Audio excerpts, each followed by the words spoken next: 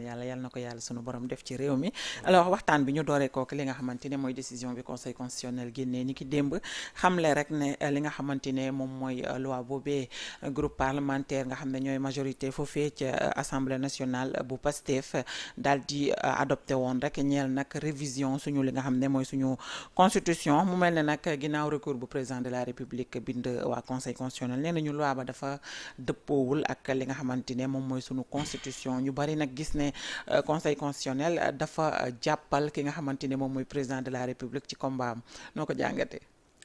bon loolu nu ma ko jàngatee déjà balaa maa ñëw ci lii nga xam ne moo xew démb. parce que da ngay xool d'abord pour la composition du parti Pastef bi détenir la majorité à l'Assemblée nationale. Ouais. Composition du parti Pastef d'abord moom en tant que parti. C'est un parti contraire à la Constitution. Déet waay. ne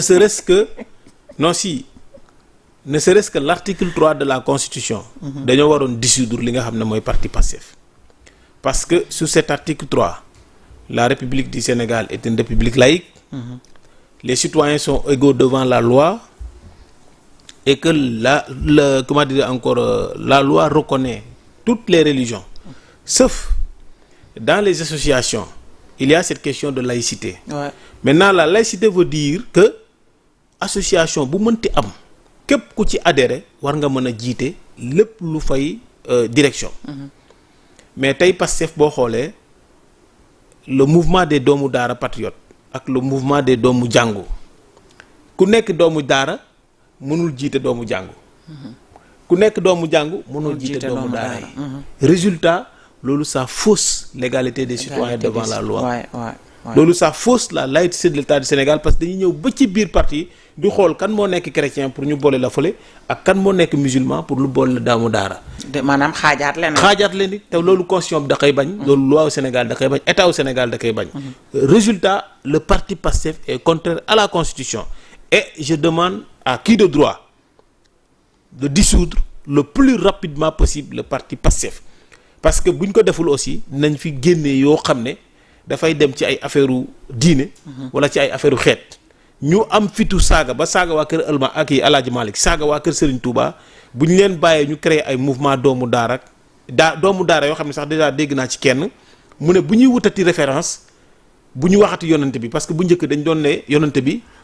salaam moom yonante bi moom la ñu war a def référence en tant que ñun ñëpp jullit ci te pourtant loolooy dëgg. mais gis naa ko taxaw bokk doomu daara ne bu ñu wutati référence ci yonante bi nañu wut référence ci Ousmane Sonko. loolu wax jooju moom ëpp tam. lii dégg naa ko ku bokk ci ñoom wax ko ba ma gis benn oustaz Touba moom moo taxaw carrément wax ko nan kan la woon yonente bi te da ko ne yonente bi du dem ci salon yonente bi amuloon xaritu ay borom ñaari tur yi yonente bi daawuloon def li ainsi de suite loolu xaram na wax dëgg fa yàlla nit di ko wax donc comme yëf yi toll na fii nag te Pastef boobu mooy tudd na yàq dëkk bi man maa ngi ñaan président de la république ak ku mu mënti doon ñu dissoudre Pastef parce que le Pastef en tant que parti est contraire à la Constitution. léegi boo jógee foofu nga ñëw fi nga xam ne mooy parce que dans leur habitude c'est des gens qui sont nuls bari wax yaakaar na ñoom ñoo xam te fekk xamuñu dara. li lay wan ne Pastef xamul dara boo xoolee bi ñuy def règlement intérieur. assemblée nouveau règlement intérieur assemblée. l'article 56 alinéa 2 qu'est-ce qui s'est passé là-bas ñoom dañ ne. Comment dirais encore les magistrats doivent répondre de leurs actes auprès des groupes d'enquête parlementaire. mooy ab magistrat maanaam juge comme mel ni le procureur de la République c'est un magistrat. tey bu procureur atte woon tëj Bougar par exemple wala procureur atte ma bañ ma tëj groupe enquête parlementaire boo xam ne Cheikh Bara Ndiaye mën na ci bokk Cheikh Thioro mën na ci bokk groupe d'enquête parlementaire boobu mën na woo procureur pour mu ñëw bu procureur bañee nee na dañuy yónni police la force publique pour mu dem jàpp ko andi ko. bu ñu demee ñu ne leen loolu c'est contraire à la Constitution et puis loolu c'est tellement vague la magistrature ce n'est pas seulement des études. C'est un concours caaxaan réussir ko.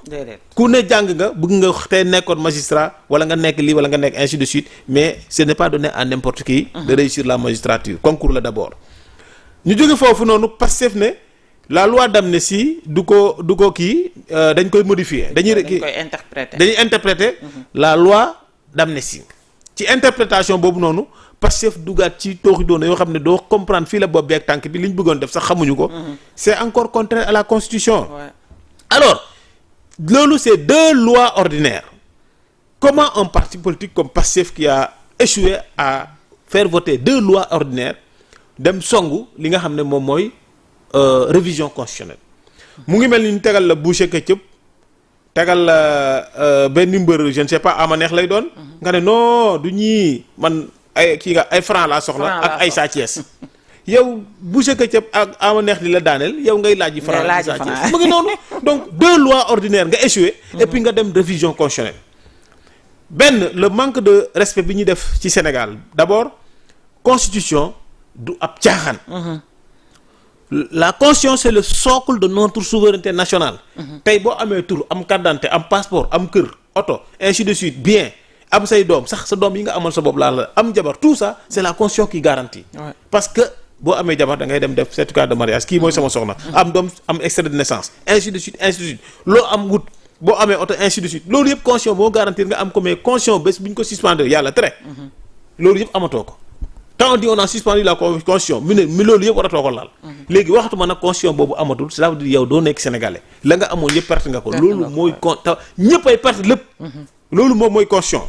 loolu kenn du ko gis keroog xanaa adduna bi di jeex bu adduna bi di jeex keroog ku nekk sa bopp ngay moom xeer mais tant que adduna bi jeexul constitution boo nekk foofu noonu te loolu la ko yàlla bëggee te noonu lay amee. ce qui fait que loolu ku ciy dugal loxo da ngay def attention. du ay caaxaan. beneen bi Pastef le manque de respect bi Pastef def ci état au Sénégal mooy tey nga def révision constitutionnelle au cœur de la révision constitutionnelle nga ne le président de la République et le chef suprême le chef suprême des armées et les autres commandants n'ont pas le droit de quitter le pays à la fin de leur fonction. maanaam tey président de la République. chef d'état-major général des armées. chef d'état-major général de l'armée de terre, l'armée de l'air, les chefs du renseignement, non, chefs du renseignement, les chefs de police divisionnaire, parce que c'est une loi générale. Qu'est-ce qu'ils disent? Mu ne ñi nekk ci lii bu ñu paree amuñu droit génn. Quel est le problème de Sonko avec l'armée? Quel est le problème de Sonko avec le renseignement militaire? Quel est le problème de Sonko avec le haut commandant de la gendarmerie, les commissaires de police divisionnaire, le SEMGA? chef d'état-major armée nga ne ko boo paree amoo droit génn Sénégal mais kooku mën na génn Sénégal di dimbali Sénégal. ne serait-ce qu'un général ne serait-ce qu'un armée Sénégal capitaine rek c'est un gros morceau. pour armée Sénégal pour nga am le grade de capitaine rek c'est tellement d'effort. donc du ay caaxaan yow yaa ngi xalaat ñoo xam ne c'est des généraux 4 étoiles dem nekk ñoom Birane Diop lay waxal ñoom Birane Diop amuñ droit génn Sénégal bu ñu paree. imagine loolu daa am yoo xam ne xam da ngay tutoyer li nga xam ne moom moo yàq réew.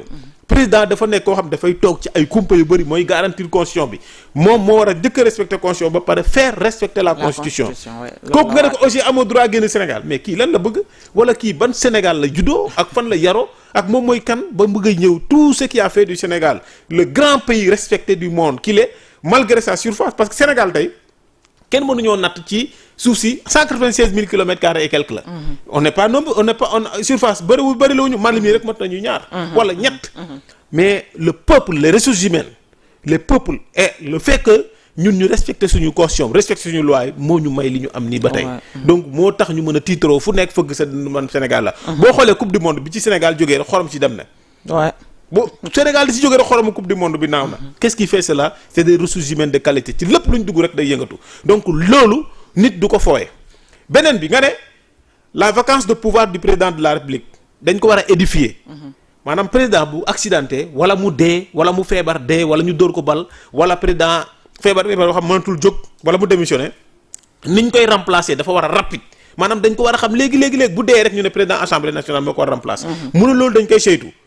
loolu xoolal encore nu mu grawee nga loolu boo demoon ay dëkk du ma citer mais am na dëkk yoo demoon ci Afrique nga ne président bi boo dee ki la war a remplacer daa war a xam nu mu lay remplacer suba nga dee loolu amul Sénégal alors beneen bi nga jógaat ne caisse noire président dañ ko war a tijji la caisse noire de la République du Sénégal ça n'appartient pas au président Diomaye ni Macky Sall ni Senghor ni Abdou Diouf ainsi de suite non gi nga cette caisse noire là bu nga xam ne président moom la yor tey famille Senghor mën nañoo am dara du ñu ñëw fii di lijjante déedéet. dañuy dem ci président ne ko lii lañ am. président jóg famille Abdou Diouf famille Macky Sall famille keneen ak keneen même ministres yi fi nekkoon yem les anciens ministres yoo tey Boun Abdallah Dionne nekkatu fi yàlla na ko yàlla yërëm. Moustapha Ba nekkatu fi yàlla na ko yàlla yërëm seen doom xanaa xamoo ci caisse noire président lañ bokk.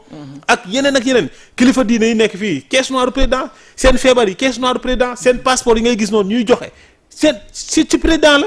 tout ça c'est le président de la république. ay yeneen ak yeneen étudiants yi nga xam dañoo am mention très bien yëpp dañu war a déplacer au plus rapide ak yeneen ñi feebar ñi am lii ainsi de suite ñi nekk bitim réew ab Sénégalais bu am problème bitim réew lu mënti doon Sénégalais nekk fa bitim réew caisse noire président moom mooy englobé loolu. te da ko def du tey da ko def depuis 1960 nga ne léegi surtout fa nekk dañ ko war a xaawi surtout ko ci biti. nee na parce que dañuy leeral. leeral nga fi detu FMI.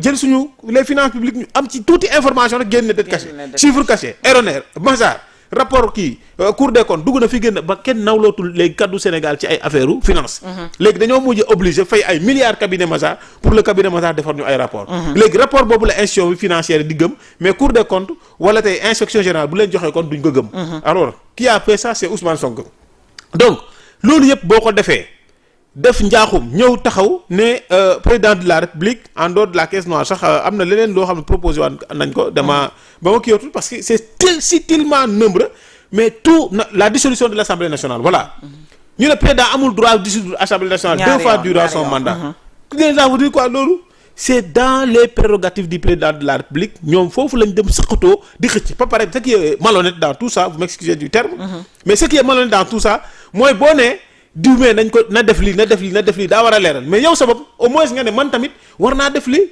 parce que boo ne président dafa war a leeral caisse noire vacance de pouvoir dissolution de l'Assemblée nationale warul génn réew mi tout ça mais yow mi nga xam ne yaay député yow yaa bëgg a arroger wu des pouvoirs mais dis-toi quelle est la composition de l'Assemblée nationale ou ce que doit être la composition de l'Assemblée nationale kan moo war a doon député tey problème bu amee tey député yi ne député Pastef lañ problème boobu mënuñu ko régler parce que les députés ont dit c'est des députés de Pastef alors ñu bëgg a def référendum ça nécessite de l'argent man ce que je vois waa Pastef seen proposition yooyu dañ ci waroon dugal ne assemblée dañ ko war a def de telle sorte que société civile am 5 députés la presse am 5 députés le Sénégal de l'extérieur 5 députés commerçants yi 5 députés maçons yi ainsi de suite tous les syndicats là les enseignants ñëpp tout le monde les enseignements du supérieur ñëpp am 5 députés au moins au niveau de la liste nationale bu ko defee li ci des ci députés yi ñu jox ko ci parti politique bu ko defee loolu noonu même la société civile ñu jox leen 5 députés bu ko defee ñu am une assemblée nationale inclusive